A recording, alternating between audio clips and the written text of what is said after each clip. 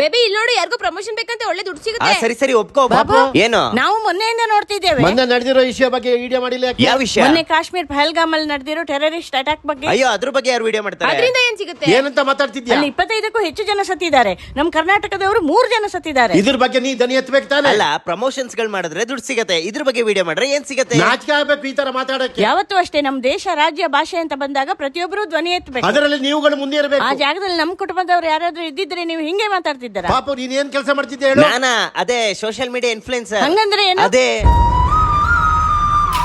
ನಿನ್ನೆ ನಡೆದ ವಿಚಾರಕ್ಕೆ ನಮ್ ದೇಶದ ಸೈನಿಕರು ರಿವೆಂಜ್ ತಗೋತಾರೆ. ಅದ್ರ ಬಗ್ಗೆ ಮಾತೇ ಇಲ್ಲ. ಆದ್ರೆ ನೀವುಗಳು ಯಾವಾಗ ಬದಲಾಗ್ತಿರೋ? ಈ ಕೃತ್ಯದಲ್ಲಿ ಸಾವನ್ನಪ್ಪಿದವರ ಕುಟುಂಬಕ್ಕೆ ನೆಮ್ಮದಿ ಕೊಡುವಂತೆ ಆ ದೇವರು ಮತ್ತು ನಮ್ಮ ಸೈನಿಕರಲ್ಲಿ ಕೇಳಿಕೊಳ್ಳುತ್ತೇವೆ. ನಮ್ಮ ದೇಶ, ನಮ್ಮ ರಾಜ್ಯ, ನಮ್ಮ ಭಾಷೆ, ನಮ್ಮ ಜನ ಅಂತ ಬಂದಾಗ ಪ್ರತಿಯೊಬ್ರು ಧ್ವನಿ ಎತ್ತಬೇಕು. ಇದು ಎಲ್ಲರ ಕರ್ತವ್ಯ. ಈ ಕೃತ್ಯ ಮಾಡಿದವರಿಗೆ ಆದಷ್ಟು ಬೇಗ ಕ್ರೂರವಾದ ಸಾವು ದೊರಕಲಿ. ಜೈ ಹಿಂದ್.